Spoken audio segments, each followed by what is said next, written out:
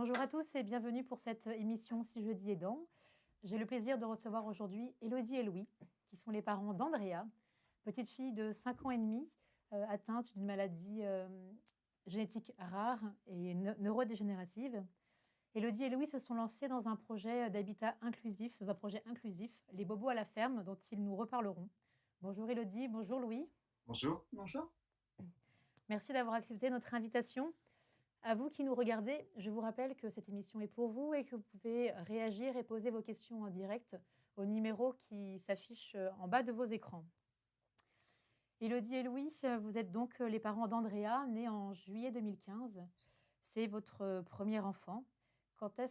Comment vous êtes-vous aperçu de sa maladie? À quelle occasion? Euh, c'est, comme vous dites, notre premier enfant, donc voilà, on n'avait pas toutes les clés pour détecter ce qui ne se passait pas bien, mais en tout cas, c'est une enfant qui pleurait beaucoup, qui criait énormément, ça pouvait durer des heures et des heures et des heures sans jamais s'arrêter. Et finalement, il y avait des acquis qu'elle n'avait pas pour un petit bébé de quelques mois. Donc on se disait qu'il y avait peut-être un problème. On est allé voir la PMI, je vais allé voir des ostéos, des fasciathérapeutes. J'alertais le médecin traitant à chaque visite pédiatrique, mais finalement, comme c'était des visites qui étaient très très chronométrées, alors voilà, j'ai pas envie de viser spécialement les médecins parisiens, mais c'est vrai que voilà, quand même, le temps de visite est millimétré et on a peu de temps pour échanger et finalement peu d'écoute sur des angoisses peut-être de jeunes parents, mais qui finalement là étaient avérées. Donc, Donc oui, du coup, Louis, vous m'aviez dit que vous aviez repéré que votre fille n'arrivait pas à se saisir des objets, etc.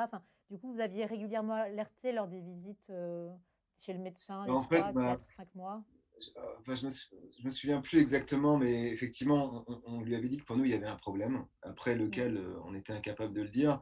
Et effectivement, quand vous avez une enfant, voilà, elle n'a pas d'intérêt, ou en tout cas, elle ne prend pas, elle ne met pas à la bouche. Bon, moi, j'étais jeune papa, j'avais vu ça dans des vidéos où on me l'avait dit, où j'avais vu des enfants mettre à la bouche tout et n'importe quoi.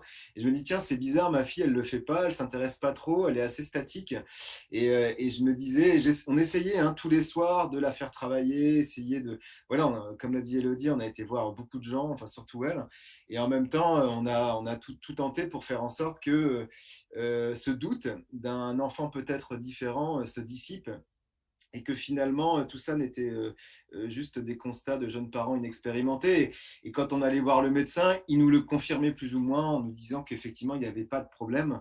Et c'est vrai qu'en 10 minutes, de voir s'il y a un problème ou pas de problème, c'est toujours un peu compliqué. C'est vrai qu'à Paris, c'est beaucoup de l'abattage au niveau des médecins, Mm. pas tous certainement, mais du moins on n'a pas pris le temps de nous écouter et de regarder peut-être plus précisément les choses, ce qui nous aurait évité, je pense, des mois de hurlements finalement inutiles et surtout une douleur pour la petite inutile parce qu'elle a, je pense, souffert quand même pendant des semaines de faim, de soif, de douleurs neurologiques parce qu'on ne savait pas, en fait, on avait du mal à comprendre parce qu'elle arrivait de moins en moins à téter, par exemple. Donc, c'est vrai que quand vous ne pouvez pas téter quand vous êtes un enfant, c'est compliqué de boire, c'est compliqué Mm. de manger. Et nous, on n'avait pas forcément compris tout ça.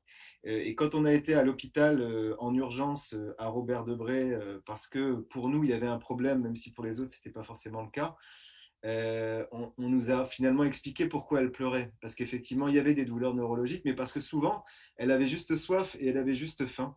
Et c'est vrai que c'est dommage, en fait, d'avoir eu pendant des Mm. semaines un enfant qui, pour des raisons quand même relativement classiques, aurait pu être moins douloureuse et moins souffrir. je tiens juste à ajouter la culpabilité des parents derrière tout ça en fait, parce que par exemple, moi j'avais fait de l'aptonomie enceinte, on avait fait beaucoup de séances ensemble, et en fait, on m'a dit que peut-être c'est parce qu'on n'avait pas fait la séance d'aptonomie postnatale et qu'il lui manquait quelque chose, peut-être que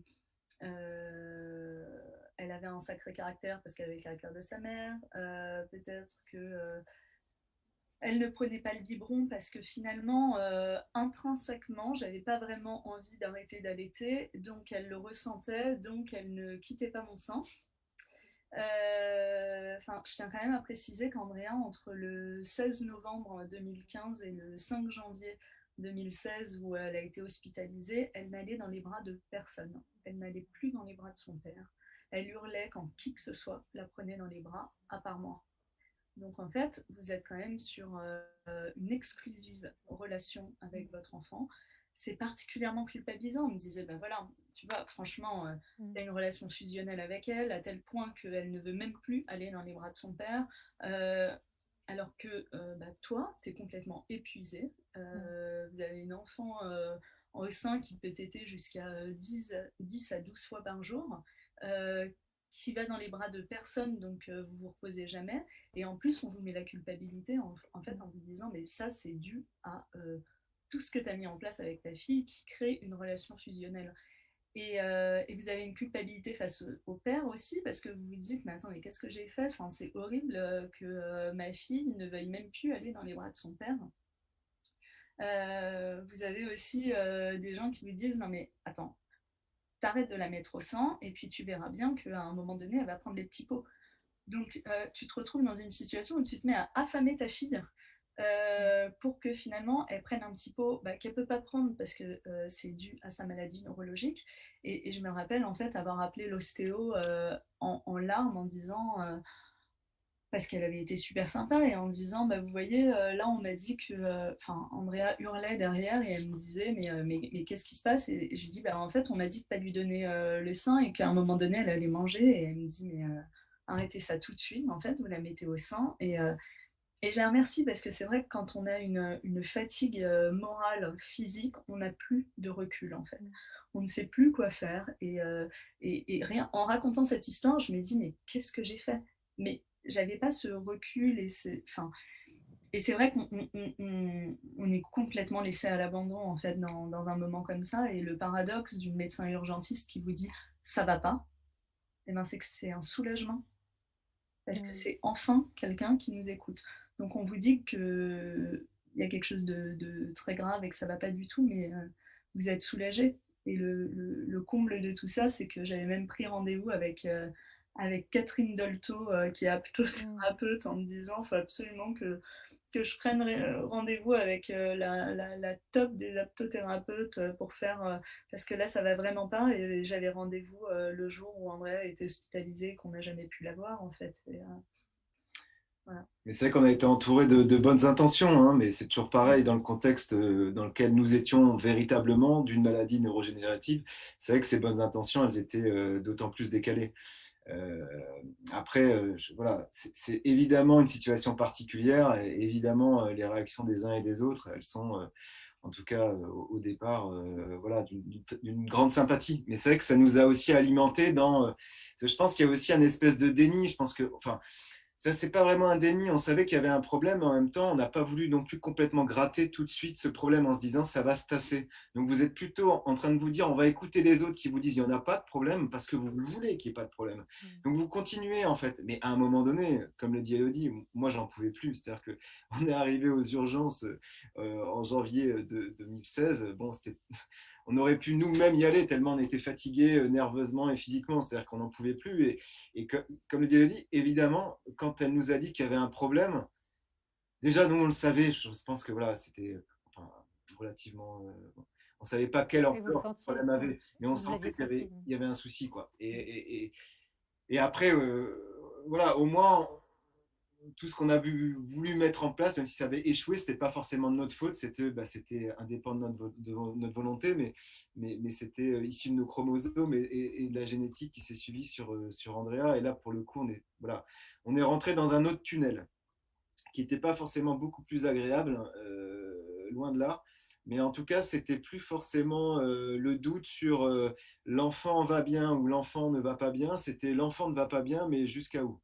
Et effectivement, dans ce contexte-là, ça a été aussi très compliqué parce que vous entrez dans un système hospitalier où là aussi l'écoute des parents est pas forcément des meilleurs, où il y a quand même une suspicion généralisée sur voilà, il ne faut pas tomber sur des parents qui sont trop chiants, qui sont trop exigeants, qui vous en demandent un peu trop. Où il y a aussi un peu voilà, l'ambition du médecin voilà, de pas vouloir raconter trop pour pas être responsable de choses qui ne seraient pas réelles. C'est-à-dire que on a été aux urgences très rapidement. Je pense ils ont diagnostiqué des choses relativement importantes, mais on nous a laissé un peu dans le flou parce que on n'était pas forcément certain. Donc, ce qui était aussi, je pense, une façon de nous protéger d'un diagnostic qui était peut-être pas celui-ci. Mais en tout cas, moi, en tout cas, ça m'a beaucoup perturbé parce que j'aurais voulu qu'on me dise très rapidement, très sincèrement, comment les choses se passaient, quel constat. Et moi, la frustration que j'ai eue effectivement pendant l'épisode d'hôpital qui a duré plus de 6 mois, c'était qu'il a fallu attendre aussi, là encore, une personne, et c'est pas forcément l'institution qui va vous donner enfin, qui va vous soutenir le plus, c'est souvent la personne au sein de l'institution qui a une démarche peut-être un peu différente, qui va poser les choses et vous dire quelle est la vérité. Et moi, ça m'a fait, encore une fois, hein, parce qu'on a eu le premier épisode, la pédiatre d'urgence qui nous disait que ça allait pas, et ensuite on a eu la neuropédiatre qui nous a expliqué véritablement ce que ça allait être. Ça a mis du temps. Et effectivement, il fallait du temps, mais parfois ça met peut-être un peu trop de temps pour savoir exactement où on allait et où la petite allait médicalement. Et c'est vrai que entre voilà, janvier 2015 et l'annonce effective et définitive des constats cliniques et donc de la maladie neurodégénérative, il s'est passé du temps et ça a été très difficile. Est-ce que vous avez été accompagné et soutenu tout au long de ce tunnel, pendant ces semaines où vous ne saviez pas très bien où Andrea allait, comment les choses allaient se mettre en place pour elle, enfin, quel était le diagnostic final? Est-ce que vous avez été soutenu par l'hôpital, par des soignants? Ou sinon, est-ce que vous avez été soutenu à l'extérieur? Enfin, comment vous avez été accompagné pendant ces périodes-là? À l'intérieur de l'hôpital, on nous a proposé un suivi par une psychologue clinicienne qui a été précieux parce que voilà, même si elle ne pouvait pas changer les choses, au moins c'était une écoute et elle passait régulièrement dans la chambre. Et, et c'est important de le dire parce que ce soutien psychologique, il est gratuit quand on est au sein de l'hôpital et il est par une professionnelle compétente. Et quand on sort de l'hôpital, il n'y a plus de suivi psychologique. Il devient payant, donc entre 50 et 80 euros la séance. Et quand vous avez perdu vos vies professionnelles et que vous n'avez plus de mutuelle, c'est impossible en fait de payer ce suivi. Et en plus, il faut trouver la bonne personne vu le niveau de. Donc voilà, donc moi je la remercie parce que ça a été quelqu'un qui a été important pour moi. On a été soutenu par la neuropédiatre, par la chef de clinique initialement, puis elle est partie en congé maternité, et ensuite la neuropédiatre qui continue aujourd'hui à nous suivre puisqu'elle est membre du conseil d'administration de l'association. Et elle est très précieuse dans nos vies, puisque je pense que si on en est là aujourd'hui, c'est beaucoup grâce à elle, grâce au temps d'écoute qu'elle a su nous octroyer et à l'accompagnement dans l'acceptation de la maladie et du handicap de notre fille. On n'en serait pas là aujourd'hui, j'en suis certaine. Et on a été très soutenus à l'extérieur de l'hôpital par nos familles et par nos amis.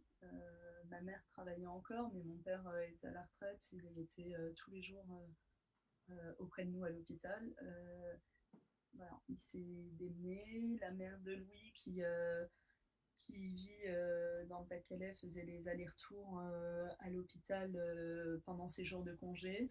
Nos amis nous amenaient des bons petits plats, du café chaud et tout ce qu'on aimait, beaucoup de chocolat, à l'hôpital.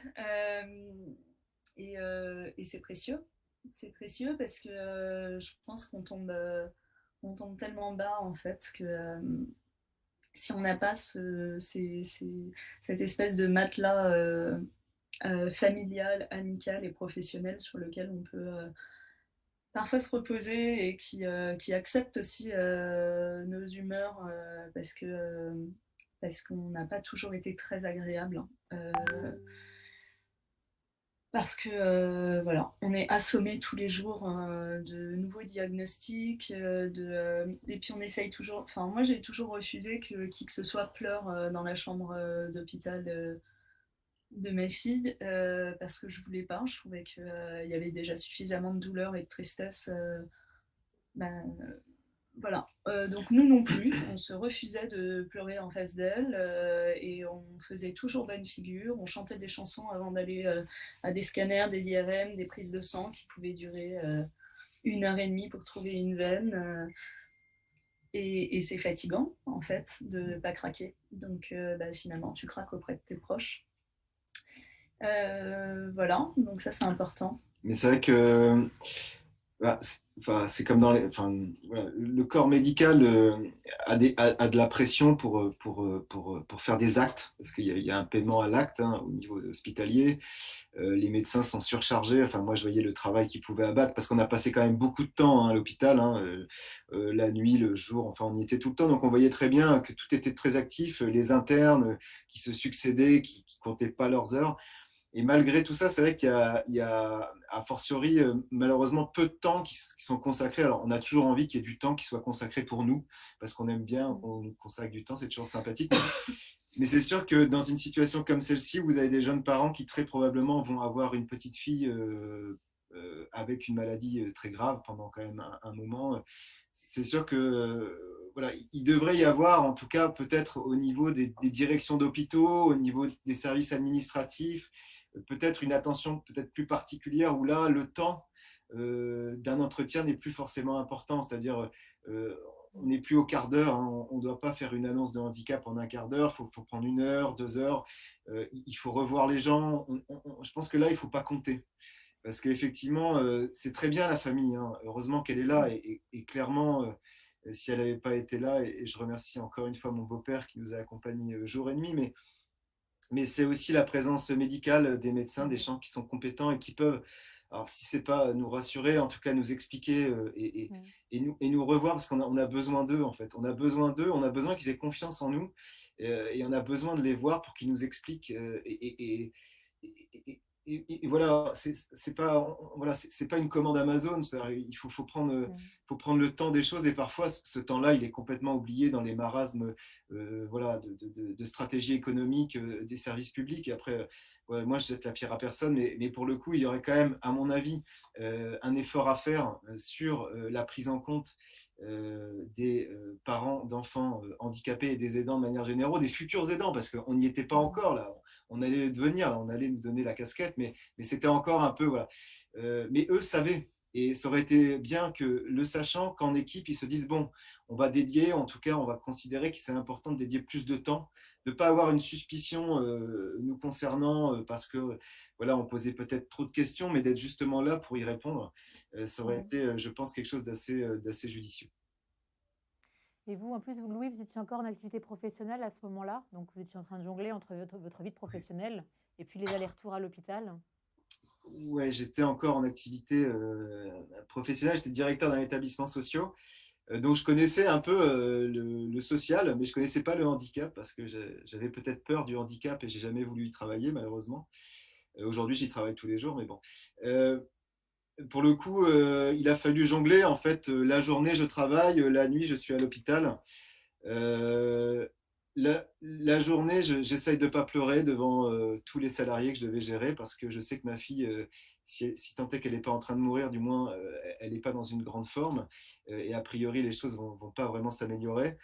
Essayer de faire bonne figure avec les responsabilités que j'avais, et en même temps, le soir, et ben, tenir encore pour faire en sorte que cet épisode soit le moins affreux, le moins douloureux, autant pour moi que pour la petite, que pour Elodie. Et effectivement, vous ne tenez qu'un temps. Donc, on a tenu 6 mois. 6 mois de je travaille, je fais l'hôpital, je fais l'hôpital, je travaille. J'étais assez rapidement en arrêt maladie, hein, parce que c'était globalement impossible. Et donc, il a fallu de toute façon quitter son emploi, comme finalement beaucoup d'aidants. C'est-à-dire que dans un couple d'aidants, au début, souvent, en tout cas pour les parents d'enfants handicapés, il y a deux, il y a papa et maman. Et il faut forcément qu'il y en ait un qui s'arrête de travailler. parce qu'il faut s'occuper de l'enfant et qu'il n'y a rien qui est mis en place pour que les parents continuent à bosser. Donc, bah, effectivement, pour ce qui était de la situation d'Andrea, elle était tellement aiguë que voyant Elodie bah, tous les jours à l'hôpital, 24 heures sur 24, 7 jours sur 7, c'était impossible que je puisse continuer à travailler et à lui donner finalement la problématique d'Andrea à plein et que moi je continue ma carrière professionnelle comme si de rien n'était. Donc il a fallu choisir, donc on a tranché et puis mon employeur a été, voilà, il n'avait pas de solution particulière à me donner au vu du poste que j'avais. De toute façon, voilà, il n'allait pas me mettre en mi-temps, ça n'avait pas de sens. Mais il m'a accompagné le plus longtemps possible et ça, je le remercie, jusqu'à temps que, voilà, il soit obligatoire que je parte pour la vie de l'établissement que je gérais à cette époque-là, puis pour ma propre vie parce qu'elle devenait de plus en plus compliquée.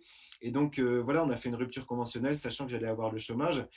Mais n'empêche qu'il faut quand même, enfin, les choses sont quand même extrêmement mal faites. C'est-à-dire que quand on est revenu de l'hôpital, on est parti à l'hôpital, j'avais un emploi, Elodie avait un emploi, nous avions une carrière, nous avions une vie sociale, nous avions un enfant qui allait certes pas bien, mais en tout cas, on pouvait penser que ça allait bien se passer. On est revenu de l'hôpital 6 mois plus tard. Bon, on avait une enfant polyhandicapée avec une maladie neurodégénérative. Psychologiquement, on était complètement ramassés. On avait perdu nos carrières professionnelles, c'est-à-dire pas d'emploi, plus de paris. Donc plus de paris, plus de réseaux amicaux. Donc il fallait partir parce qu'on, bah, sans un travail, on ne peut pas payer son loyer à Paris. Et au final, vous vous retrouvez avec une triple peine, hein, c'est-à-dire vous avez un enfant handicapé, vous perdez votre boulot, vous perdez votre réseau amical qui reste, parce que c'est vrai qu'il y a beaucoup de personnes, beaucoup d'amis qui ont pensé des amis qui ne sont pas forcément venus, hein, qui sont, voilà, qui n'ont pas forcément été là quand il fallait qu'ils le soient. Donc on perd finalement beaucoup de choses. On se met dans un mode deuil de toutes ces thématiques. Et moi, la chose qui m'a beaucoup marqué, c'est quand on m'a donné les valises et quand je suis sorti de l'hôpital pour repartir dans mon appartement d'origine et qu'on a posé les valises et qu'on s'est dit que la vie, ça allait être ça et que personne ne nous a préparé à la suite, que personne ne nous a dit à un moment donné, Monsieur Dransart, ne vous inquiétez pas, on va donner les moyens, on va vous donner les moyens de continuer à travailler, on va vous donner les moyens de continuer à avoir votre travail, d'être encore un objet social utile. Et d'avoir finalement un intérêt dans cette société et d'être inclus dans cette société. Malheureusement, on ne nous a pas donné ces moyens-là. On a très vite compris qu'il avait, comme beaucoup d'aidants, qu'il fallait se débrouiller par nous-mêmes et qu'il allait falloir encore se battre au-delà pour la maladie, mais surtout se battre pour notre famille, pour finalement notre vie peut-être professionnelle, en tout cas se battre juste pour avoir le pognon nécessaire à vivre de manière correcte, parce qu'effectivement les choses s'enchaînent très très rapidement, et on a très vite compris que de toute façon on n'allait pas forcément nous aider sur toutes ces problématiques. Et je pense qu'au-delà de l'injustice de la génétique, hein, de cette grande mathématique qui nous amène à avoir un enfant polyhandicapé, il y a cette grande injustice de la solidarité nationale qui n'existe pas, qui n'existe que trop vis-à-vis des aidants qui deviennent aidants, qui ont déjà beaucoup perdu et qui n'ont pas finalement les supports nécessaires à essayer de perdre un peu moins. Et je trouve que cette thématique, en tout cas de l'emploi des aidants, de ce scandale qui est de dédicacer les danses à une des personnes du couple, c'est-à-dire ou à papa ou à maman. Souvent, c'est maman qui va s'en occuper. Donc, maman va arrêter de travailler, maman n'aura plus de carrière, maman va rester à la maison, va s'occuper de l'enfant polyhandicapé. Pourquoi pas, si c'est un choix, tant mieux, ou tant pis d'ailleurs, parce que c'est toujours dommage de ne pas travailler, de ne pas être dans un contexte socio-professionnel. Et je trouve malheureusement qu'il n'y a pas aujourd'hui de possibilité de dire, ben moi, je veux continuer à bosser, papa va continuer à bosser, maman également. Parce qu'effectivement, c'est nécessaire. Si vous avez un des deux du couple qui arrête de travailler, c'est le début de la fin du couple. Parce qu'effectivement, vous en avez un qui a ce réseau social professionnel, qui voit autre chose que le handicap, et vous avez maman souvent qui ne voit que le handicap. Et effectivement, à un moment donné, les choses se tendent. Et c'est pour ça qu'on se retrouve avec des couples qui se séparent en majorité lorsqu'elles ont un enfant handicapé. Et voilà, c'est toujours quelque chose beaucoup choqué en fait. Moi qui étais dans le social, qui pensais qu'au niveau du handicap, il y avait des choses, qu'il y avait beaucoup de choses, qu'il y avait peut-être trop de choses, j'en sais rien. Bah, finalement, non, on était aux antipodes de mes pensées et on a subi ça de plein fouet, comme beaucoup de parents, je pense. Et puis en plus, avec le diagnostic de votre fille, vous avez dû lancer les démarches MDPH, etc. Et donc vous êtes rentré dans un autre tunnel, presque labyrinthe quelque part.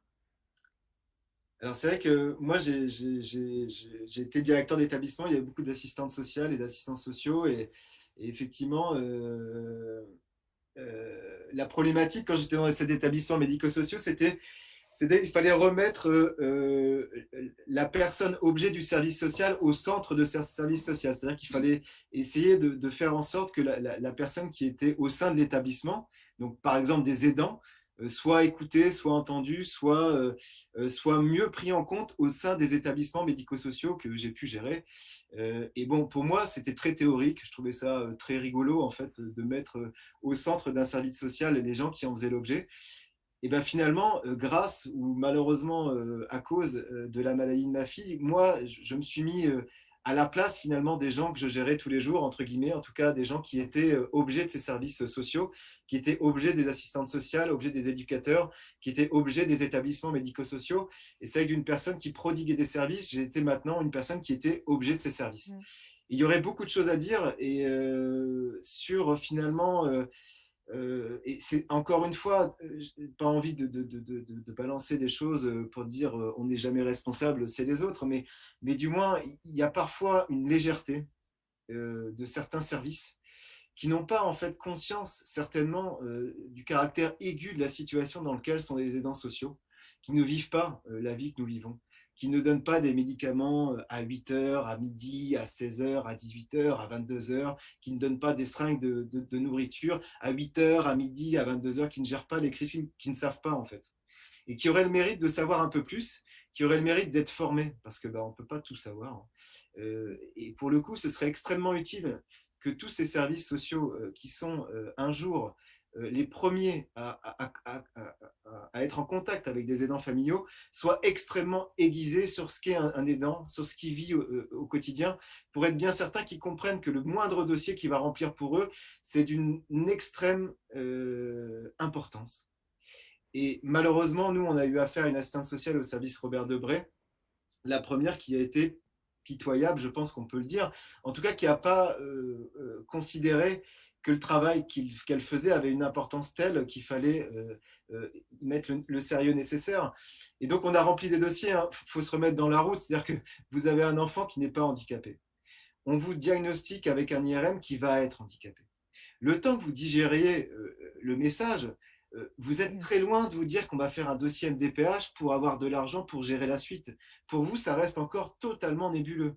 Donc, vous pouvez compter en principe sur les personnes qui sont dédiées, c'est-à-dire les assistantes sociales majoritairement qui sont dans les services, pour prendre le relais et pour être votre support.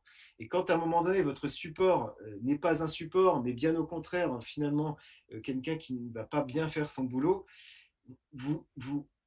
une fois que vous avez sorti la tête de l'eau et que vous avez considéré que, effectivement, la NDPH, c'était quelque chose d'important dans la situation dans laquelle vous étiez, et que vous refaites le film et que vous avez en face finalement un dossier qui a été mal rempli, qui n'a pas été bien rempli, qui a été mal envoyé, et finalement une administration qui vous dit qu'il faut tout refaire, que les 6 mois que vous avez passés finalement, vous aurez zéro. Et qu'il va falloir s'en contenter, oui, vous commencez à être un petit peu énervé. Moi, j'ai envoyé des lettres à la direction de l'hôpital qui nous avait pris en compte pour effectivement souligner en fait l'incompétence de la personne qui avait été notre assistante sociale. Bon, voilà, on n'est que des parents. On est souvent des parents considérés comme un peu chiants parce qu'on essaye de... Voilà, en tout cas, on est un peu le grain de sable parfois dans un système qui est tellement bien huilé qu'on n'a pas trop envie de nous entendre. Et malheureusement, ça a été laissé sans suite et on a dû s'asseoir sur quand même 6 000 euros, donc une somme quand même assez importante pour un couple qui va tout perdre. Et je pense qu'on n'est pas les seuls et globalement, malheureusement, on n'est pas les seuls et c'est pour ça que je me permets d'être un peu véhément parce qu'il y a absolument nécessité que les professionnels se remettent en cause. Sache que c'est nécessaire et c'est sain de se remettre en cause et que sur la problématique des aidants, il faut absolument que leur directeur les forme et nous écoute. Voilà, c'est obligatoire. Et quand il y a des ratés, il faut assumer. Parce que moi, je veux bien leur donner les clés de ma fille pendant 48, une semaine. Et ils reviendront me voir en me disant, effectivement, nous sommes désolés. Mais comme ils ne savent pas et comme ils ne veulent finalement peut-être pas savoir, on se retrouve avec des gens qui vous font tourner bourré, qui vous font perdre du temps et de l'argent. Donc, MDPH, le message est passé. Ensuite, du coup, Élodie, vous m'aviez dit que très rapidement après, voilà, plus de travail, donc plus de loyer parisien, et donc il faut trouver un pied-à-terre. Et donc direction le Nord-Pas-de-Calais ou les Hauts-de-France, j'ai bien compris. Ouais. Moi, j'avais toujours dit pas le Pas-de-Calais, et en fait, et c'est moi qui ai dit à Louis, bah, en fait, j'aimerais bien qu'on aille s'y installer parce que j'ai besoin de verbe, j'ai besoin de nature, j'ai besoin de gens gentils, de calme, hein. Et puis c'est vrai que quand on prend conscience qu'on ne peut plus vivre la vie qu'on avait choisie, il faut quand même s'entourer. Et finalement, Louis étant originaire du Pas-de-Calais, il y avait sa maman qui habite toujours d'ailleurs ici. Et il avait des amis aussi ici, donc on s'est dit, bah, c'est l'autre lieu à part Paris où on sera bien et pas isolé. Donc on a rendu notre appartement et on a emménagé dans le Pas-de-Calais le 31 juillet 2016, donc 5 jours après les 1 an de notre fille. Donc vous voyez un peu l'année qu'on avait passée entre la joie d'avoir une magnifique petite fille, parce que tout s'était bien passé, ma grossesse, l'accouchement, tout allait bien en fait.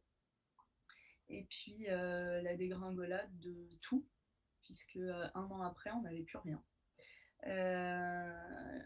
Alors, tout parent fait le deuil de l'enfant rêvé, mais je pense que nous, c'était un deuil un peu plus rapide. Et Louis il a malheureusement perdu un proche pendant qu'on était à l'hôpital. Il est allé aux obsèques et il en a profité finalement pour visiter une ferme à la Madeleine sous Montreuil, village qu'on connaissait car on y avait un ami juste à côté de Montreuil-sur-Mer, sur la côte d'Opale. Et puis il m'a dit je pense que j'ai trouvé ce qu'on cherche. Donc à l'époque, on avait le projet initial, c'était de créer des gîtes, des chambres d'hôtes pour vivre à domicile au plus près de notre fille le plus longtemps possible. Créer une activité finalement, une nouvelle activité professionnelle et en même temps s'occuper d'Andrea. Et puis on avait aussi envie de faire du maraîchage, de la permaculture, de faire pousser nos légumes, parce qu'on avait plein de temps finalement. Voilà, donc c'est encore dans le projet, mais ça a été un petit peu éludé là. Et puis finalement, donc effectivement, Louis avait trouvé ce qu'on cherchait. J'ai été vraiment d'accord avec lui. On a visité la ferme et puis on a acheté. Sauf qu'on pensait qu'il allait avoir quoi, 6 mois de travaux, et puis on a emménagé après 21 mois de travaux. Et après 6 déménagements. Donc je vous passe les détails et les rebondissements qu'on a pu vivre entre juillet 2016 et avril 2018 où on a emménagé, mais ça a été très dur. Et d'ailleurs, la dernière étape de ces déménagements, c'était même un mobil-home, parce qu'on a un camping à côté de chez nous qui a été suffisamment adorable pour ouvrir au mois de mars 2018 et nous accueillir pendant 15 jours en mobil-home le temps qu'on finisse la longère. Donc je ne sais pas si vous imaginez un mobil-home dans le Pas-de-Calais en plein mois de mars, mais je vous passe les détails, je vous laisse l'imaginaire. Voilà. Et puis, en parallèle de tout ça, Louis était non-stop sur les travaux. L'association, on a décidé finalement de créer le projet Les Bobos à la ferme, parce qu'au départ, on se moquait un petit peu de nous en disant Parisiens qui quittons Paris pour aller faire de la permaculture dans une ferme. C'était complètement de l'autodérision. Et puis, on se disait aussi que les bobos des enfants seraient moins douloureux à la ferme. Parce que Andrea a toujours été très sensible à la nature, aux stimuli extérieurs, Voilà, c'est un peu une salle snozélène multisensorielle à ciel ouvert, finalement, la nature. Tu as le bruit des oiseaux, tu as du vert, tu as des odeurs différentes. Et ça l'apaisait plutôt que les bouchons et les trottoirs où on ne peut pas circuler à Le Paris. bruit. Donc voilà, donc c'était l'histoire, c'est que Louis a vu une publicité dans le journal qui annonçait un week-end d'innovation et tourisme au Touquet en octobre 2016. On s'est inscrit et puis on a remporté le premier prix grâce au fait que le 6 octobre 2016, on avait entendu à la radio, Journée nationale des aidants, qu'on était des aidants. Louis a creusé un petit peu et puis a découvert le droit au répit. Il a continué à creuser et puis il a vu que ça se prenait principalement en établissements sociaux et médico-sociaux, en milieu hospitalier. Et puis finalement, nous, on avait envie d'autre chose. On avait envie de poursuivre un petit peu cette normalité de notre vie d'avant en vacances, parce qu'on n'était plus parents, on était aidants, on n'avait plus besoin de vacances, on allait en répit, et puis encore en milieu hospitalier, encore en établissement, qu'on ne quittait plus finalement, et on se disait, bah ouais, mais nous on a envie peut-être de continuer à aller prendre des bières ensemble, en laissant notre fille à un professionnel compétent, et qui serait tellement compétent qu'il nous enlèverait la culpabilité de la laisser juste pour se faire un resto à deux. Et donc on a présenté ça au week-end Innovation Tourisme de la CCI Littoral Hauts-de-France, et on a remporté le premier prix. Là aussi on est tombé dans quelque chose on n'avait plus sorti. C'est que finalement, quelques mois après, on créait l'association Le Laboratoire de Répit, et où on voulait finalement tester d'autres solutions de répit alternatives à ce qui était proposé. On ne fait pas du tout mieux que les autres, on fait autre chose. On part du principe en fait que tout parent va pouvoir choisir ses vacances. Potentiellement, tout parent peut aller n'importe où en vacances. Ce sont des paramètres financiers, de goût personnel, de situation familiale qui vont décider finalement, qui vont faire comme un entonnoir où ils vont partir en vacances. Et bien, ça doit être la même chose pour les parents d'enfants en situation de handicap. On doit avoir tout un panel d'offres qui sont offerts aux parents d'enfants en situation de handicap. Et ce sont les parents qui doivent choisir en fonction du handicap de leur enfant, mais aussi de la fratrie, parce qu'on oublie beaucoup trop la fratrie. D'ailleurs, j'en profite pour faire un peu de pub pour l'association Jade, Jeunes Aidants Ensemble, qui fait plein de choses pour les frères et sœurs. Et voilà, on n'en entend pas suffisamment parler. Et nous, aujourd'hui, on accueille des familles et les fratries sont vraiment laissées pour compte. Et c'est important de s'intéresser à elles aussi. Donc voilà, nous, ce qu'on a décidé de faire, c'est de créer des gîtes. Donc il y aura 4 gîtes, 2 chambres d'hôtes, une salle polyvalente et une salle multisensorielle à l'horizon 2023.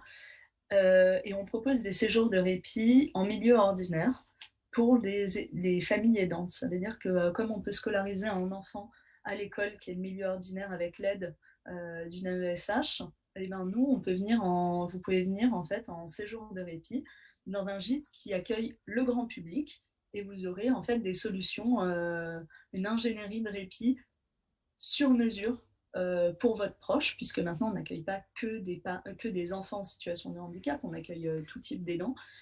Et là, on peut avoir un professionnel compétent, un relayeur, une relayeuse, qui va s'occuper du proche au quotidien. Donc ça peut aller de 3 heures jusqu'à 48 heures d'affilée. C'est la famille qui embauche en mode mandataire le relayeur. Nous, on va proposer tout un vivier de professionnels qu'on a pré-recrutés sur le territoire. Ça peut être des soignants, ça peut être des monitrices éducatrices, des éducateurs spécialisés, tout un panel de professionnels qui finalement peut être adapté. On travaille aussi avec les pharmacies du territoire pour l'allocation de matériel médicalisé. Donc on peut mettre en place des lits médicalisés dans les chambres, des lève-personnes, voilà, et on peut organiser aussi un service en partenariat avec le service de soins à domicile du Montreuillois, une aide à la toilette le matin, une aide au coucher le soir. Donc ça, on va vraiment co-construire avec la famille en fonction des besoins. L'objectif, c'est que le proche soit dorloté, soit le mieux accompagné possible, parce que c'est la condition sine qua non pour que l'aidant lâche un peu, souffle un peu et décide que peut-être, pendant ce séjour, eh ben, il va peut-être faire attention à lui sans culpabilité. Il Et, va s'autoriser à avoir du temps pour lui. ouais, et c'est vraiment pas simple en fait, parce que là, ce sont des mots, mais derrière ces mots, il y a un cheminement, un temps qui est incroyable. Nous, je dis toujours qu'on reçoit, en fait, on reçoit des familles ici, on pourrait en faire un film qu'on croirait qu'on exagère en fait. On a reçu par exemple un couple qui est venu en vacances avec son enfant de 30 ans, c'était la première fois qu'ils prenaient des vacances ensemble. On a des familles qui viennent 3 fois avant de prendre un relayage pour le 4e séjour, parce que c'est du temps. Et puis, on organise aussi des séjours avec des établissements sociaux et médico-sociaux, comme quoi vraiment on travaille main dans la main, on n'est pas là en disant nous on a une solution géniale et vous ce que vous faites c'est du grand n'importe quoi, écoutez-nous, on a trouvé. Non, pas du tout. On travaille aussi avec des établissements sociaux et médico-sociaux pour dire, bah voilà, nous on a un lieu qui est adapté, qui est aux normes, qui est labellisé tourisme et handicap. On vous le propose pour que ça fasse partie en fait de votre projet d'établissement et de ce que vous allez proposer à vos résidents ou à vos bénéficiaires. Donc, on travaille par exemple avec des maisons d'accueil spécialisées où il y a des résidents, des internes qui restent toute l'année, qui ont besoin de répit hors établissement. Donc ça, on l'avait complètement occulté de notre projet, on ne savait pas que c'était un besoin, et on a été contacté par des foyers d'accueil médicalisés, par des maisons d'accueil spécialisées, pour vraiment mettre en place ces projets. Et donc nous, la chance qu'on a, c'est qu'on est une toute petite association, qu'on est très flexible et qu'on peut mettre en place des solutions très rapidement. Et puis aussi, on travaille avec des têtes de réseau associatives, APF France Handicap, pour ne pas les nommer, pour des séjours de répit aidant-aidé. Donc, ils ont remporté en fait l'appel à projet de la CNSA sur l'expérimentation en Pas-de-Calais. Et on a mis ça en place, par exemple, cet été, avec des familles de leurs établissements qui venaient en fait en séjour de répit chez nous, avec ou sans professionnel. Mais si c'était sans professionnel, c'était un professionnel de l'établissement qui l'accompagnait au répit avant de venir chez nous. Et donc ça, c'est important parce qu'il y a quand même une relation de confiance qui se tisse avec le professionnel qui nous accompagne. Et il y a un accompagnement au répit, en fait. Donc voilà, on ouvre 2 autres gîtes cet été. Et on a ouvert là en septembre une salle polyvalente et une salle multisensorielle, donc Snozelen pour ceux qui connaissent. Et donc on offre systématiquement une séance Snozelen aux familles qui viennent en séjour de répit chez nous. Donc c'est avec une professionnelle formée. Donc on travaille avec plusieurs professionnels, des psychomotriciennes, des éducatrices spécialisées, des infirmières, des aides-soignantes. Et en fonction de la personnalité et de la pathologie du proche, eh ben, on va proposer la bonne professionnelle. Voilà. Et du coup, pour vous contacter, c'est directement sur votre site Les Bobos à la ferme ou un numéro de téléphone, tout ça on explique un peu ce qu'on fait sur lesboboslaferme.fr. Et puis, comme on est vraiment sur du sur-mesure, moi, je conseille toujours de nous contacter à l'adresse mail bonjour@lesboboslaferme.fr parce que chaque famille a droit à une aide financière pour un séjour de répit. Alors, que ce soit par sa complémentaire santé, par sa caisse de retraite, par la CAF, par un partenariat qu'on a avec Vacances Ouvertes à travers les chèques vacances, ou sinon via notre association, le Laboratoire de Répit, on a créé un fonds de solidarité. C'est tous les événements qu'on organisait dans le monde d'avant, mais aujourd'hui... avant le Covid. Ouais, c'est ça. Aujourd'hui, on a encore des gens super sympas, comme là, des étudiantes qui organisent des événements et qui reversent les fonds à l'association. Tous ces dons, en fait, vont à un fonds de solidarité qui est destiné à aider les familles qui passent entre les mailles de toutes les aides. Vous savez, qui gagnent trop, pas assez, qui travaillent mais pas assez ou trop. C'est insupportable en fait. Donc tous les séjours chez nous sont financés entre 10 et 90% du séjour, incluant l'hébergement, le relayage et les loisirs. Donc on ne veut pas de gratuité parce qu'on estime que chacun doit participer un peu à son séjour. Et puis derrière, on a la chance d'avoir un réseau partenarial qui est très fort, tant avec le département du Pas-de-Calais, avec la CAF, qu'avec des partenariats nationaux. Et aussi avec les partenaires du territoire, puisqu'on propose un guide d'activités pendant les séjours de répit et un guide bien-être. Donc les activités, ça peut être de la médiation animale, ça peut être de l'équithérapie, ça peut être de la voile avec l'école de voile de Berck. Il y a plein de choses adaptées. Et c'est vrai que ça confère aussi une tranquillité d'esprit aux familles parce que les loisirs, c'est bien, mais c'est souvent ce qu'on sacrifie en premier parce qu'on n'a pas les moyens, ou c'est ce qu'on évite de faire parce qu'on a peur du regard des autres, ou c'est finalement on n'a pas le temps d'organiser, donc on verra sur place, mais sur place, finalement, on est tellement épuisé et on n'a plus le temps. Et du coup, nous, on propose cet accompagnement finalement au planning, à la création du planning des activités, parce que si tu es une maman solo et que tu n'as pas le temps d'organiser les vacances avec ton enfant, avec ta fratrie, et ben nous, on propose cet accompagnement. Et c'est vrai que c'est un répit supplémentaire quand on arrive sur place en séjour et qu'il y a le planning organisé avec le relayeur, les activités, qu'on ne se met pas la pression. S'il y a une crise, s'il y a quoi que ce soit, eh ben, on annule. Les professionnels avec lesquels on travaille, ils sont sensibilisés au handicap et on ne se met pas la pression, ça va bien se passer. Et puis, on a un guide bien-être parce qu'on ose proposer des praticiens et thérapeutes qui vont peut-être proposer des massages, la sophrologie, du yoga, réapprendre à respirer, réapprendre à s'occuper de soi aux aidants. Voilà. Donc, c'est important de continuer avec cette offre sur mesure et j'espère qu'on pourra continuer à le faire. Mais ça nous tenait à cœur. Et en fait, on crée ce qu'on aurait voulu qu'on nous propose quand on est tombé dans le handicap. Parce qu'on estime que c'est une chute. Hein. Je dis vraiment tomber dans le handicap, pas du tout comme on peut dire tomber enceinte, mais sans filet, quoi. Vraiment un truc, débrouillez-vous. Et on a plein de projets aussi pour le site parce qu'à chaque non-réponse qu'on a eue, on voudrait, nous, pouvoir proposer une solution aux parents, aux futurs parents d'enfants en situation de handicap, aux parents qui finalement le sont toute une vie. Donc on va leur proposer un accompagnement à un instant T de leur vie et puis après complètement laissé pour compte. Mais non, parce que finalement tu as des problématiques diverses et variées tout au long de ta vie d'aidant. Et là encore, tu es abandonné. Donc c'est vrai que y a vraiment tellement de problématiques qu'on aimerait vraiment en local pouvoir apporter ça. Et seul, on n'arrive à rien. Donc c'est la raison pour laquelle on travaille avec de nombreux partenaires sans lesquels on serait pas du tout là aujourd'hui.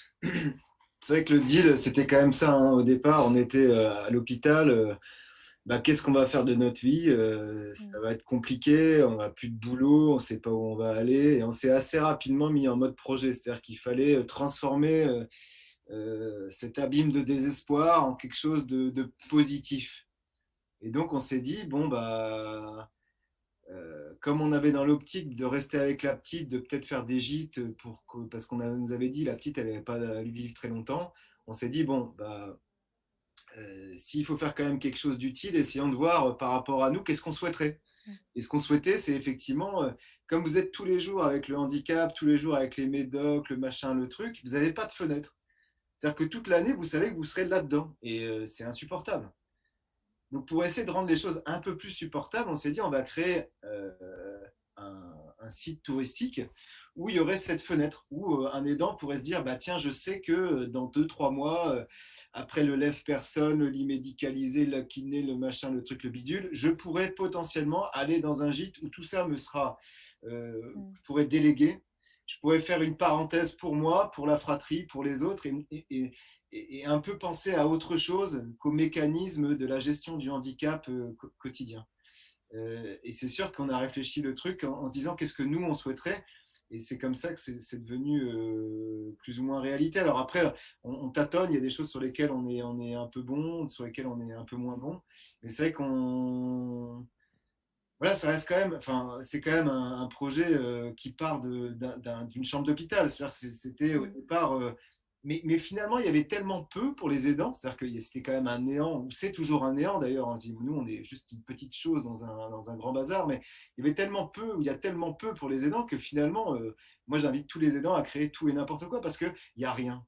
Donc, si à un moment donné, si tous les aidants voilà, s'investissaient dans des projets qui les concernent, ou qui pourraient les concerner ou concerner les prochains aidants, parce que voilà, il y aura des futurs aidants et on espère que leur vie sera meilleure que la nôtre, mais eh ben, essayons de nous conglomérer, de nous coaliser, de réfléchir, de travailler ensemble pour créer des solutions, parce que a priori les autres ne trouvent pas de solution pour nous, donc à nous de les trouver peut-être un petit peu du moins, et de donner des pistes comme les bobos à la ferme et comme plein d'autres choses qui pourraient amener finalement à une réponse plus institutionnelle, à une reconnaissance de droits peut-être plus ouverte, à une inclusion plus développée, quoi.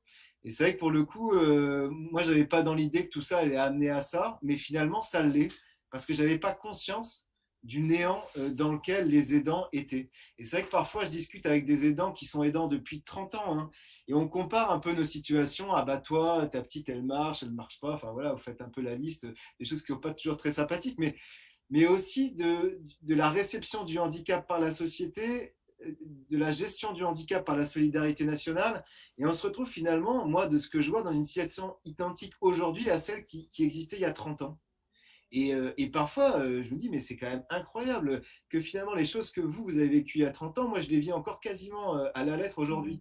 Et ça, c'est insupportable. C'est-à-dire que ça, c'est aussi aux aidants de se dire, attention, moi aussi, parmi les 11 millions d'aidants, il y en a bien un petit million qui pourrait se mobiliser pour essayer de faire avancer le schmilblick, tant pas pour nous, parce que pour nous, c'est foutu, mais pour les prochains. Pour se dire qu'au moins tout ça, tout ce malheur, parce que quand même, il y a quand même beaucoup de malheur là-dedans, hein, mais au moins, ça aurait cette utilité de créer pour demain. Et pour le coup, moi, c'est ça qui me porte dans le projet des bobos à la ferme. Hein. C'est pas de faire des gîtes, machin. Enfin, c'est très bien, mais c'est aussi cette utilité et aussi ce message pseudo-politique qui est de dire on peut y arriver, c'est possible, il faut y aller, il y a de quoi faire. Et c'est intéressant, c'est pertinent. Allons-y, mais la solution, elle vient aussi de nous, comme ce qu'on a fait aujourd'hui, ça vient aussi des aidants eux-mêmes. Je pense que malheureusement, il ne faut pas attendre non plus. Faut attendre de l'État, mais l'État prend souvent la chose en cours de route, mais c'est à nous à créer le petit bout de route. D'impulser. Ouais. Oui, d'impulser. D'impulser un peu le truc. Ouais. Et c'est vrai que, voilà, on parle d'APEC, par exemple, qui a été une association créée par des...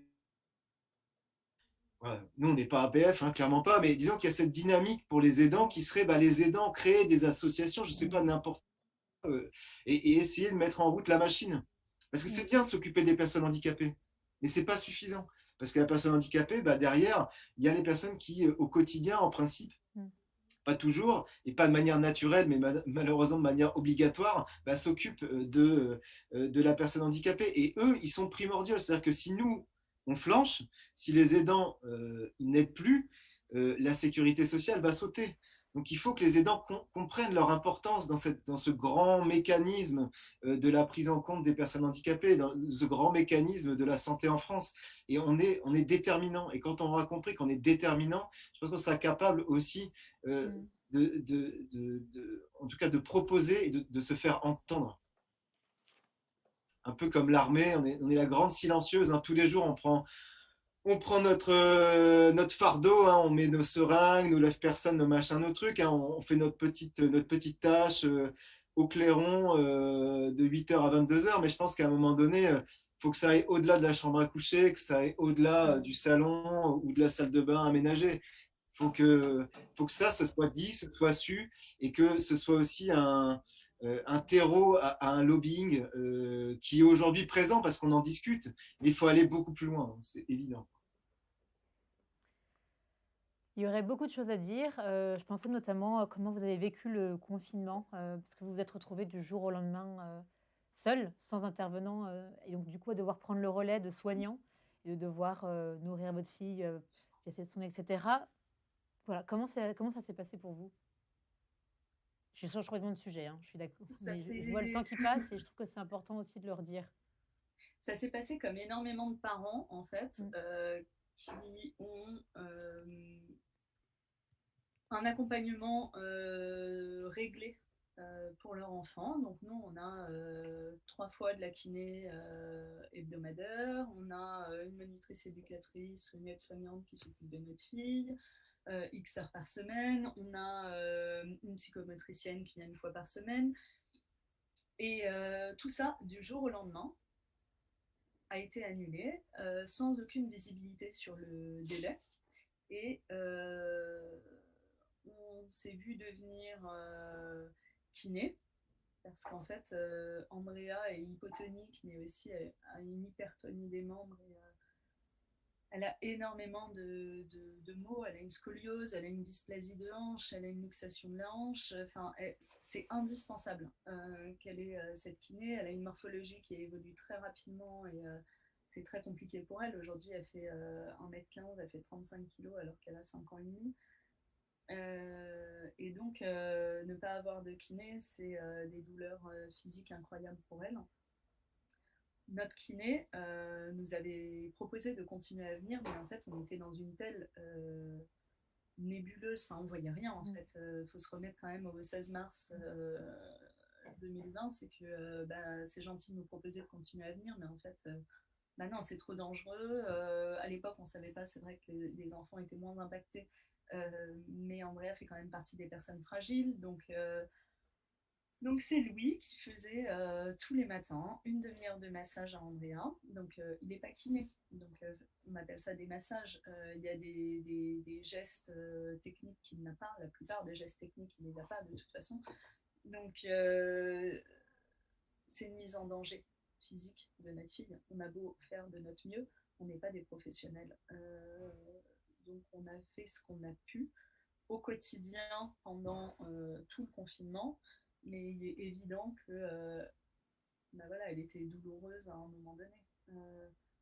De la psychomotricité, donc moi je veux bien devenir psychomotricienne, mais je voudrais quand même pas dévaluer le travail des psychomotriciennes qui ont quand même potentiellement fait des études pour en arriver là. Je ne suis pas psychomotricienne, donc je fais de mon mieux, mais c'est toujours très limité. Et puis c'est surtout que c'est du H24 et en vase clos. Donc on n'a pas parlé du couple, mais c'est un tourbillon dans une vie de couple. Déjà un enfant qui va bien, c'est un tourbillon dans un couple. Donc un enfant en situation de handicap, c'est l'horreur absolue parce que personne n'est préparé à ça, personne n'est suivi pour ça. Et puis le confinement, tu as l'impression que pendant 5 ans on s'en était sorti, et puis là on te demande en confinement de rester en vase clos avec ta fille et ton mari, c'est pas simple. Je rappelle quand même que toutes les situations de handicap et d'aidance sont des situations de la vie quotidienne normale qui sont de manière exponentielle particulièrement difficiles. Donc, quand vous entendez toutes les réactions qu'on a pu entendre pendant le confinement, de ces parents qui sont confinés avec des enfants, qui doivent faire du télétravail, l'école à domicile, les couples explosent, imaginez que nous, en fait, déjà, on vit ça au quotidien depuis 5 ans, plein de parents depuis peut-être 30 ans, et en plus, pendant le confinement, on vous demande, en fait, bien plus que les autres, en vous laissant dans la même invisibilité sociale que toujours, et puis avec un flou artistique qui est impossible à vivre. Et attention, il n'y a pas que le confinement, parce qu'il y a aussi le déconfinement qui a été particulièrement difficile, parce que le déconfinement a été un peu une sorte de psychose, parce que, ah bon, on peut y aller, on peut du coup de nouveau recevoir des gens à la maison, mais en fait, le Covid était là hier et il n'est plus là aujourd'hui, ou qu'est-ce qui se passe en fait au niveau de la sécurité de notre fille? C'est particulièrement difficile pour Andrea parce que Andrea a besoin de contact, de relations sociales. Elle est particulièrement sensible à ça. Du jour au lendemain, elle a que ses parents, donc on est super sympa, mais à un moment donné, c'est très limité pour elle. Elle voit sa grand-mère qui passe de temps en temps avec un masque et à travers la baie vitrée, enfin, elle se demande ce qui se passe. Imaginez que les enfants qui vont bien avaient du mal à comprendre au départ la pandémie, les masques, etc. Imaginez une enfant polyhandicapée. Enfin, tout a été très compliqué. Donc, Après, c'est ça qu'il y a eu une grande improvisation, donc on ne peut pas en vouloir à qui que ce soit. Enfin, à un moment donné, c'était très compliqué. non, on n'en veut pas. Mais c'est vrai que c'est quand même révélateur, encore une fois, hein, de la situation et de la case dans laquelle peuvent être les aidants ou parfois les personnes handicapées, où on est encore un peu oublié, un petit peu sous le tapis. Bon, on ne pense pas à eux tout de suite, ça c'est certain. Et c'est vrai que bah, nous, tout de suite, il faut qu'on y aille, quoi, parce que tout de suite, bah, faut faire la toilette, il faut la lever, il faut gérer les crises, etc. Et c'est vrai que ça se révèle encore exact, finalement, dans ce qui va être les vaccins. C'est-à-dire que bah, on est encore un petit peu sous le tapis, au fond du tiroir. Alors, on parle des personnes âgées, des personnes obèses, hein. On parle très peu des aidants. Mais effectivement, moi, si je devais avoir le Covid, je ne sais pas comment se passeraient les choses. C'est-à-dire, j'ai le Covid, Elodie aura le Covid, on ne peut plus s'occuper de la petite parce qu'elle pourrait avoir le Covid. Donc, qui vient s'occuper de la petite? Est-ce que c'est ma maman?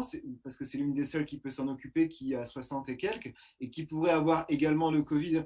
Donc, il me semble aussi qu'il y a une espèce de... Alors, ce n'est pas du tout de l'hypocrisie, mais encore un oubli sur finalement...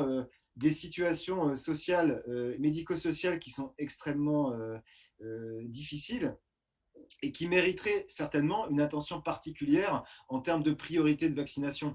Moi, je ne veux pas avoir un vaccin parce que j'ai envie de me protéger, mais en tout cas, j'ai envie d'avoir un vaccin pour être sûr que ma fille puisse être prise en compte, même si j'avais le COVID, enfin, si quelqu'un avait le Covid, qu'au moins l'un d'entre nous puisse être en mesure finalement de s'assurer que même si elle était atteinte par le Covid, du fait de son vaccin, elle n'aurait pas d'impact particulier, qu'elle pourrait continuer peut-être à s'occuper de la petite.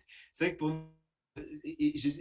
enfin, voilà, j'ai entendu peu de politiques nous dire qu'à un moment donné, c'était nécessaire. J'ai entendu une fois une personne, mais ça aurait été prioritaire que de mettre les aidants, et particulièrement les aidants de personnes qui ont un handicap extrêmement lourd et qui s'en occupent à domicile pour le coup, parce qu'il n'y a pas de solution B en fait. Après, la solution B, c'est la mettre à l'hôpital. Bon, je ne sais pas si ce serait une bonne solution. Donc voilà, je trouve que c'est encore révélateur de la position dans laquelle sont les aidants familiaux et finalement leur reconnaissance, entre guillemets, de difficultés enfin, socio-économiques qu'ils peuvent rencontrer. Quoi. Il y a beaucoup de... C'est vrai qu'on a pensé aux professionnels de santé comme prioritaires pour la vaccination, mais on n'a pas pensé aux aidants qui sont bien souvent les relais. Voilà, en fait, moi, je suis le professionnel de santé de ma fille. Oui. Enfin, malheureusement, hein, parce que bah, moi, c'est moi qui lui donne les médicaments, c'est moi qui lui change son bouton de gastrostomie parfois parce que c'est dans l'urgence. Et c'est vrai que pendant le confinement, elle l'a perdu, on a dû lui remettre. Bon, bah voilà, il faut apprendre, il faut le faire. Enfin, c'est moi et Elodie qui la gérons médicalement. Effectivement, on va avoir les spécialistes au téléphone, un peu plus de ça, un peu moins de médicaments, voilà. Mais concrètement, c'est nous. Donc, on doit se considérer comme des professionnels entre guillemets de santé, malheureusement, parce que moi je voudrais ne pas en être. Hein. Si on me donnait le choix, moi je donne l'affaire à quelqu'un d'autre. Mais aujourd'hui, c'est pas possible. Donc le choix, il n'y en a pas. Donc on est aidant, on doit s'occuper comme des infirmiers, des médecins, des kinés, des personnes qui nous sont proches. Et certains diront que c'est naturel, mais bon, je pense qu'il y aurait beaucoup de choses à dire là-dessus. Et en même temps, bah, non, vous n'êtes pas prioritaire. Bah, si vous avez le Covid, débrouillez-vous. Bon, bah, ok, on va se débrouiller, mais encore une fois, ça va être compliqué. Donc, c'est vrai qu'il y a quand même une espèce de frustration. Moi, je pense beaucoup hein, pendant le confinement, parce que nous, on a une fille polyhandicapée. Bon, elle crie un peu, effectivement. Et il y a d'autres enfants qui ont d'autres problématiques beaucoup plus compliquées à gérer pendant le confinement. Enfin, si vous avez un enfant avec des troubles autistiques qui peut avoir parfois des actes, en tout cas, des troubles obsessionnels, etc., je ne sais pas comment les parents ils ont fait.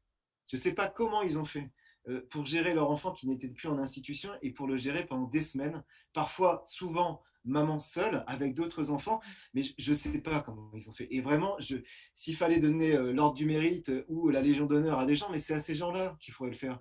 Parce que eux, ils ont sauvé des places et des places dans des services d'urgence médicale. Parce qu'il faut ces gamins, il y a beaucoup d'amour à leur donner, mais c'est aussi un travail qui est extrêmement difficile pour les parents, pour les professionnels. Et quand vous êtes seul parent confronté aux problématiques que finalement au quotidien vous gérez un peu, mais pas de manière soutenue, et si vous devez gérer de manière soutenue pendant des semaines et des semaines, mais je pense que vous pétez un plomb. Il y en a qui ont voulu se suicider. Je veux dire, enfin, il faut être, et c'est pas un 20 mots. Évidemment, je veux dire que vous pétez un câble. Et on n'en a pas beaucoup entendu parler. C'était un peu aussi des victimes collatérales Et du silencieuse. confinement. Et c'est malheureux qu'il n'y ait pas eu là non plus des trucs un peu chocs, parce que c'est aussi par là qu'on peut reconnaître aussi le caractère urgent de considérer un peu mieux les aidants familiaux et particulièrement les aidants qui sont au quotidien auprès de leurs proches au domicile. Et je ne prêche pas pour ma paroisse, hein, je n'ai pas beaucoup de paroisses. Vous m'avez fait une belle transition, Louis, parce que Élodie, vous avez été nommée enfin, vous avez été nommée au grade de chevalier dans l'Ordre national du mérite par Emmanuel Macron en décembre dernier. Comment avez-vous vécu tout ça? Enfin, quel sens vous donnez à cette nomination? Je remercie particulièrement Laurent Thomas qui a soufflé mon nom et qui est un professionnel et une personne que j'admire particulièrement, qui a créé le réseau Loisirs Pluriel, le réseau Passerelle et le mouvement national Grandir Ensemble, dont le laboratoire de répit est membre cofondateur. Voilà, du coup, je trouve ça voilà, je suis très surprise et touchée et honorée. Je trouve ça dommage d'être seule et qu'il n'y ait pas Louis avec moi. Donc, je l'ai dédié à Louis, je l'ai dédié à Andrea. Et voilà, c'est ce que j'ai écrit sur les réseaux sociaux, c'est que on est tellement petits et dans l'association, dans le projet. Et on est tellement invisible en tant qu'aidant ou parent d'enfants en situation de handicap que cette distinction, je la dédie à tous ces invisibles en fait, et de l'aidance, mais aussi à tous ces tout petits associatifs qui font le travail, le relais de l'État sur les territoires. Parce que quand l'État est absent, les associations sont présentes. Ça peut être des toutes petites associations de parents, de malades, mais qui font un travail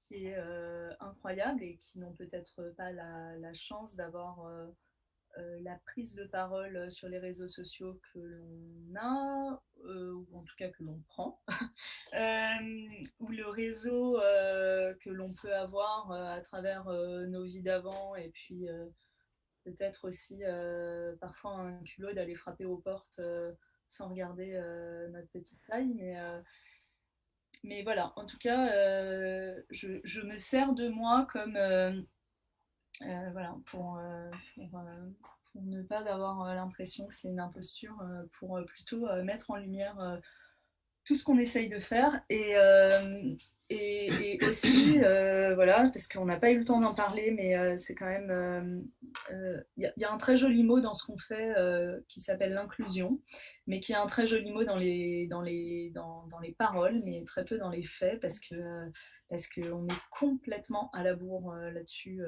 dans ce pays. Moi, j'ai traversé toute ma scolarité sans voir un seul camarade de classe en situation de handicap. Je ne sais pas comment c'est possible. C'est aussi pour ça qu'on a créé les Bobos à la ferme. C'est pour qu'à un moment donné, il y ait des familles qui viennent en vacances en milieu ordinaire et qui croisent des familles aidantes, que leurs enfants en situation de handicap et leurs enfants qui va bien jouent ensemble, et qu'on découvre en fait la richesse qu'il y a dans cette différence. Parce que on a tendance à voir uniquement toutes les difficultés qu'il peut y avoir dans le handicap. Mais je reste persuadée que c'est une source de créativité incroyable.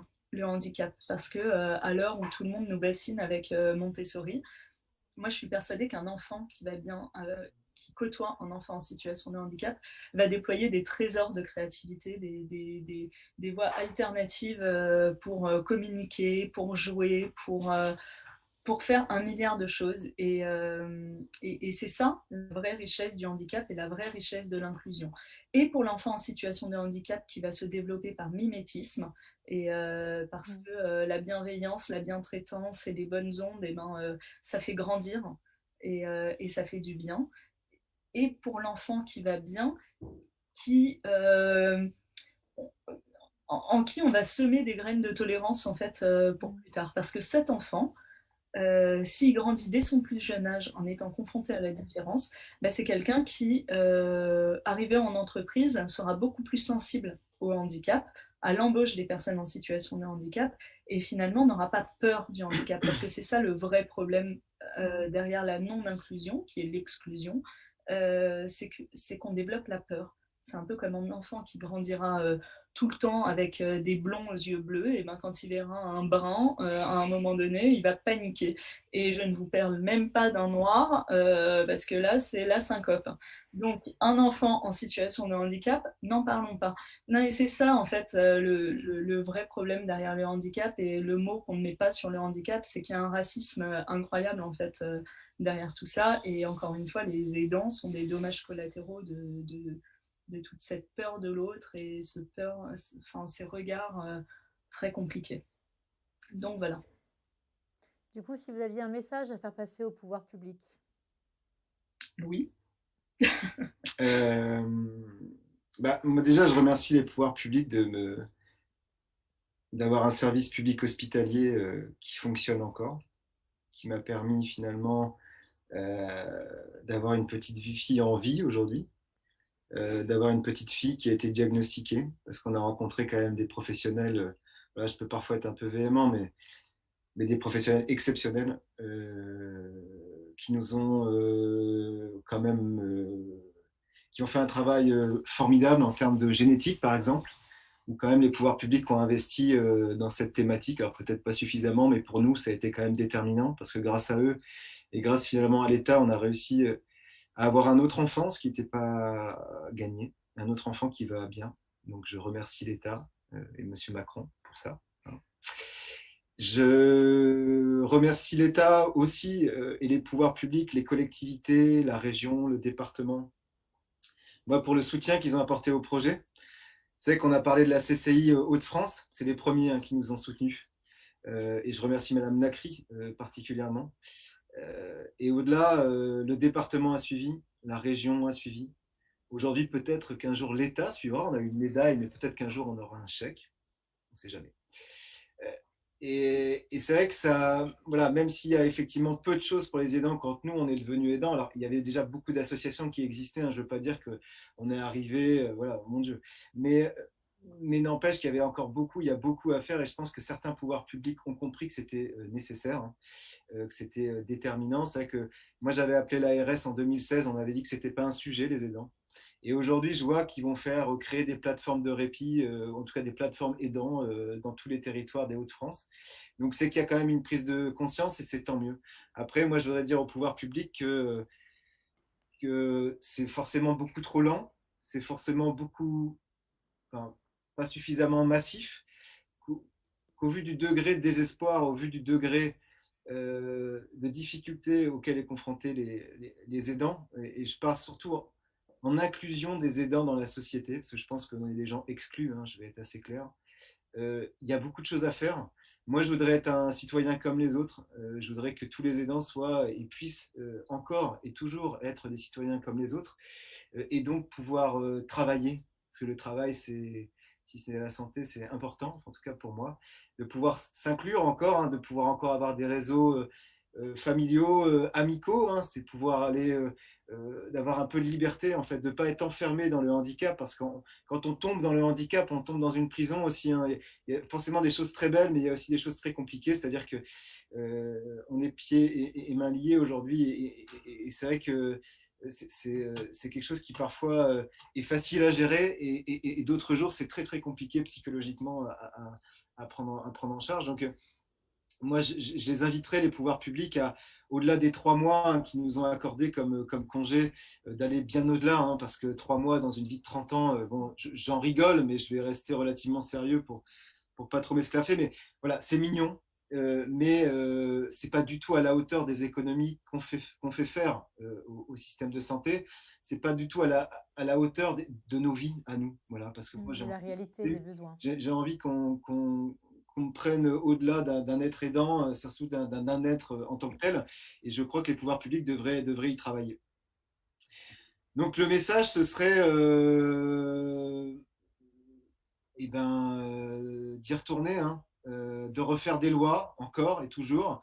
Peut-être qu'il y aura encore des commissions, des experts, alors qu'il y a toutes les expertises possibles, je pense, dans des associations déjà existantes, mais en tout cas de prendre un peu mieux la mesure de cette problématique qui sera de plus en plus importante, semble-t-il, et donc d'avoir des réponses beaucoup plus fortes, beaucoup plus adaptées et beaucoup moins administratives, bureaucratiques, qui nous sont proposées aujourd'hui. C'est vrai qu'aujourd'hui, vous avez le labyrinthe de l'administration, comme on peut rigoler entre aidants.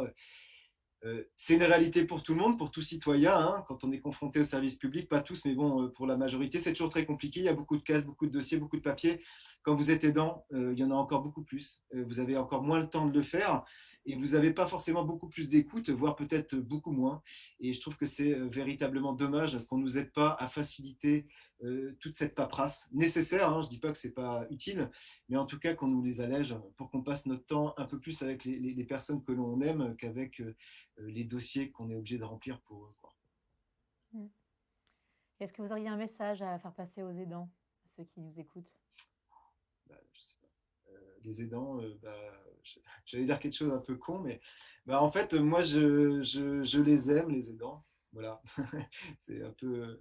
Mais je les aime, les aidants, parce qu'en fait, c'est vrai que quand je refais un peu le film de ma carrière professionnelle, c'est un peu bizarre, mais j'ai toujours été confronté, enfin j'ai toujours eu à cœur de travailler pour les personnes qui étaient les moins bien loties. Enfin, je considérais, moi je suis quelqu'un de bien loti de manière générale, je n'ai pas à me plaindre de ma famille, de sa condition socio-économique, j'étais plutôt considéré comme de classe supérieure. Mais en tout cas, du fait de mon parcours, j'ai beaucoup travaillé pour les personnes qui n'avaient pas eu cette chance et j'avais toujours eu envie de travailler et de mettre à disposition mes moyens humain, matériel, possiblement, pour aider, parce que je trouvais ça important d'aider son prochain. C'est que ça fait très messianique, mais ce n'est pas du tout l'objet. Et pour le coup, je ne connaissais pas les aidants, je ne savais pas qui ils étaient. Ils étaient encore perdus dans un méandre d'une panoplie de populations à aider, certes, mais qui étaient tout au fond du couloir, certainement. Et moi, comme je suis tombé dedans, parce que maintenant ça fait 5 ans et que je conçois très précisément ce qu'est être aidant, le courage qu'il faut avoir, la persévérance, l'abnégation, les conséquences pour sa vie familiale, professionnelle, voilà, je dois dire que moi, je les aime et que, en tout cas, moi, s'il m'est donné encore un peu de temps pour travailler, pour faire quelque chose de ma vie, j'aimerais le faire pour eux. Parce que c'est aussi le faire un peu pour moi et c'est aussi le faire pour les prochains qui aussi auront à gérer un diagnostic à Robert Debré qui sera pénible, qui sera dramatique. Et je voudrais que ces gens-là qui auront ce diagnostic à Robert Debré ou ailleurs puissent se dire oui, effectivement, je vais être aidant ou je vais avoir une personne handicapée, mais peut-être que finalement, moi, en tant qu'aidant, on va peut-être plus m'aider qu'avant et peut-être que même je vais peut-être pouvoir continuer à travailler et peut-être que même que je ne vais pas divorcer avec ma femme, que finalement, on va nous permettre d'avoir un contexte socio-économique qui nous permettra de rester ensemble. Et que tout ne va pas se casser, que tout ne va pas se détruire et qu'on va pouvoir sauver un peu de quelque chose de tout ça. Et voilà, moi je leur tire mon chapeau tous les jours parce que j'ai vu beaucoup de familles et je sais que c'est très compliqué et je leur souhaite beaucoup de courage. Et je leur souhaite aussi de prendre le temps peut-être, parmi tout ce qu'ils ont à faire, de prendre le temps aussi de peut-être travailler pour leurs conditions, de se rassembler. Il y a le collectif Je t'aide, il y a beaucoup peut-être des collectifs qui sont en train de se créer, et aussi de prendre la voie politique pour faire avancer la chose, parce que je pense qu'elle avance, comme je vous l'ai déjà dit, pas suffisamment vite, et que si on se mettait un peu tous ensemble, elle avancerait de manière relativement plus rapide. Donc voilà, c'est ce que j'avais envie de leur dire. Merci beaucoup, beaucoup, beaucoup à vous deux. Merci pour votre témoignage. Merci pour tous les messages que vous avez fait passer. J'espère que ça sera entendu. De toute façon, l'émission sera disponible en replay pour celles et ceux qui seraient intéressés. Juste précision, les bobos à la ferme sont ouverts même malgré le couvre-feu. Donc vous pouvez, si vous le souhaitez, réserver des séjours de répit pour aller souffler chez eux et pour pouvoir soigner vos bobos dans la nature. Merci pour votre fidélité. Je vous donne rendez-vous le mois prochain et prenez soin de vous. Merci.